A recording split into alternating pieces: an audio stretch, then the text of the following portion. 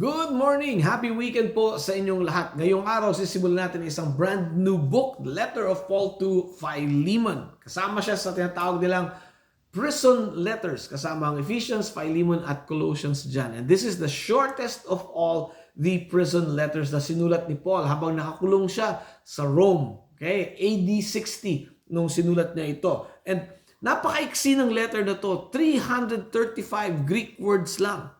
Sa English, binasa ko, I believe sa English Standard Version, 458 words. Okay? It takes about 2 to 3 minutes to read.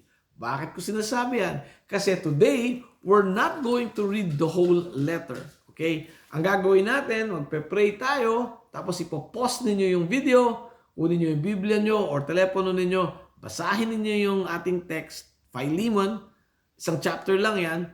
Tapos, pagkatapos nyo mabasa, press na naman yung play para maituloy natin yung discussion. Okay? So, pray, pause, play. Okay? Let's pray. Heavenly Father, thank you for this day. Thank you for allowing us to study your word. May your word enlighten us, encourage us, and empower us, Lord, to do your will. And we ask in Jesus' name, Amen. Pwede nang pause.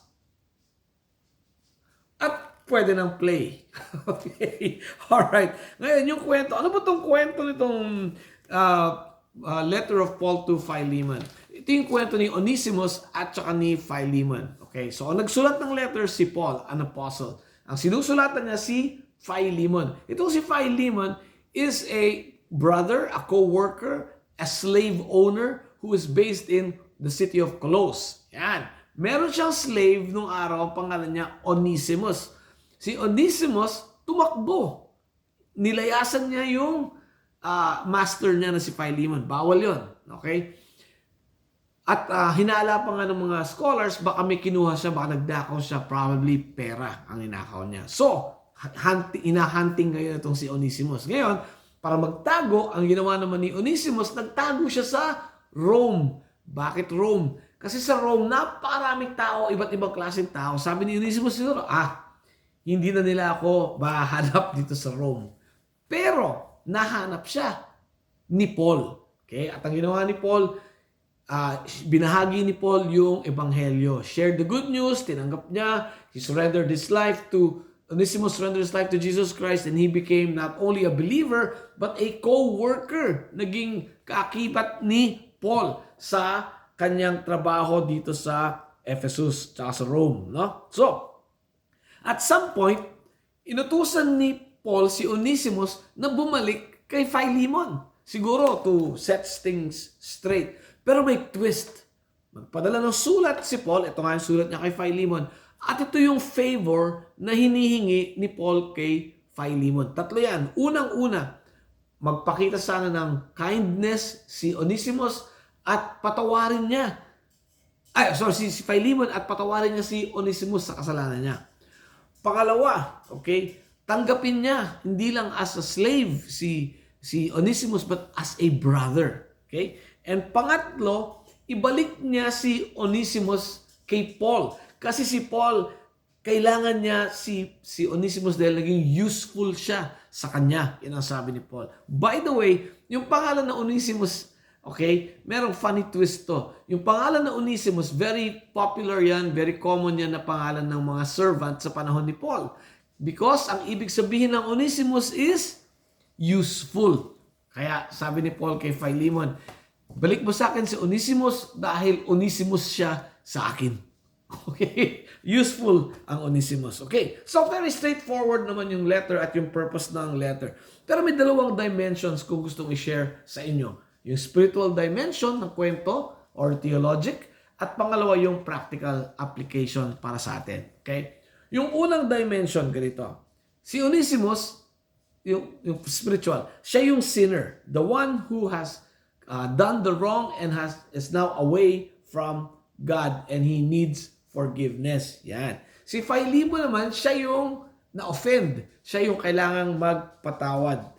Si Paul, nasa gitna, siya yung advocate. Siya ngayon yung tumutulong dito kay Onesimus na magkasundo ulit sila ni Philemon. Yan. Ngayon, spiritually speaking, lahat tayo Onesimus tayo. Lahat tayo sinners. Lahat tayo we offended God. Okay? So, we are away from God dahil sa ating kasalanan.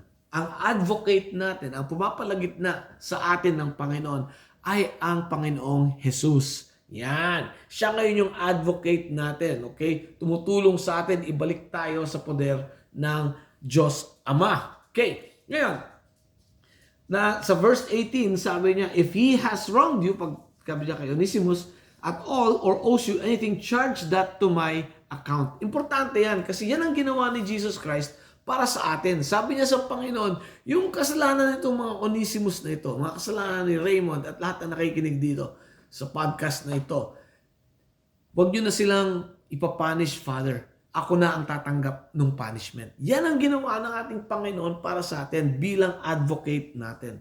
Ang Ama naman, bilang Ama, full of love and kindness and mercy, pinagbigyan niya ang hiling ng anak. Okay? At ang tumanggap ng punishment si Jesus Christ, ang nagbigay ng forgiveness is God the Father. Okay? Tayo ang tumanggap ng forgiveness at hindi punishment. Yan ang ginawa ng ating Panginoon as a favor. Di ba? Ano ba ibig sabihin ng favor? Grace. Grace is unmerited favor. Pinaboran tayo ng Panginoon. He not only forgave our sins, no? Pero kagaya ni Onesimus, tinanggap niya tayo hindi na bilang slaves. Tinanggap niya tayo bilang anak ng Diyos. Wow! Tinanggap tayo from slave to anak ng Diyos.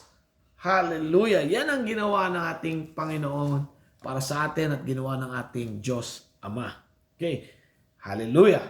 Ngayon, ano yung practical side? Dalawang klase ng Onesimus. Onesimus unforgiven at Onesimus forgiven. Yung Onesimus unforgiven, yan yung matigas ang ulo. Yan yung ayaw sumuko sa Panginoon. Yan yung ayaw sumuko kay Jesus Christ. Yan yung tumatakbo ng tumatakbo. Tinatakbuhan niya ang Diyos. Tinatakbuhan niya yung punishment ng kasalanan niya. Akala niya, makakalusot siya. Pero eventually, mahuhuli din yan. Wala namang kasalanang hindi nahuhuli. Okay? Ngayon, yung pangalawang Onesimus, yan yung napatawad na Onesimus. Hopefully, yan tayo. Ako, sama ako dyan. Hopefully, kayo rin. Yung napatawad na Onesimus. Yung na-realize natin sinner tayo, na-realize natin kailangan natin ng Panginoon, na-realize natin we cannot save ourselves, we need a Savior. Yan si Jesus Christ. Tinanggap natin as Lord and Savior. Ngayon, forgiven na tayo. Yan. We are the Onesimus forgiven. Dalawa naman ang expectation sa ating mga Onesimus forgiven according to our text. Yung unang-una is we need to forgive. Kasi nga, napatawad na tayo, dapat magpatawad din tayo. Okay? Sabi ko nga, you cannot give what you do not have. Diba? You cannot give what you do not have. Kung hindi ka pa napapatawad ng Panginoon, hindi mo kayang magpatawad. Pero kung napatawad ka ng Panginoon at na-realize mo kung gaano kalaki yung kapatawaran na ibinigay sa iyo ng Panginoon. Okay? It is so big, this forgiveness, that it saves you for eternity. Ganyan kalaki yung patawad na binigay ng Panginoon. Maano ba naman yung napakalit na offense na ginawa sa atin ng kapwa-tao? We need to forgive. Alam ko mahirap yan, pero okay lang. Tagapin natin mahirap, pero we have to trust God in the process. Amen? Gawin pa rin natin kahit mahirap. Amen? Pangalawang expectation para sa atin, forgiveness and to serve, to be useful for the service of God. Dapat yung buhay natin nakaalay sa pagsisilbi sa Panginoon.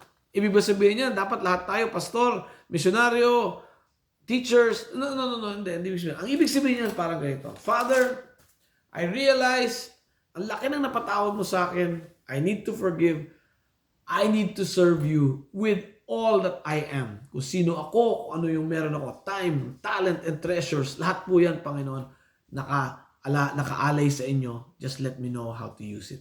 Ganong klaseng attitude. The attitude of service. Willing and able tayo to serve the Lord in however way God calls us. Yan. Yan yung dalawang dimension. So, yan din ang overview ng Philemon. In the next few days, weeks, months maybe, we're going to look at the letter of Philemon in little bit more detail. Okay? But before we end, recap. So, lahat tayo, Onesimus, lahat tayo sinners, lahat tayo kailangan ng patawad ng Panginoon. Yung mga hindi pa sumusuko, sumuko na kayo. Yung sumuko, dalawang expectation sa atin. We have been forgiven. We need also to forgive. And to serve God with our time, our talents, and our treasure. Amen? Let's pray. Heavenly Father, maraming salamat sa binigay niyong pagkakataon. May your word, Lord, just affect us and influence us in our daily life. In Jesus' name we pray. Amen. Have a great weekend. God bless you.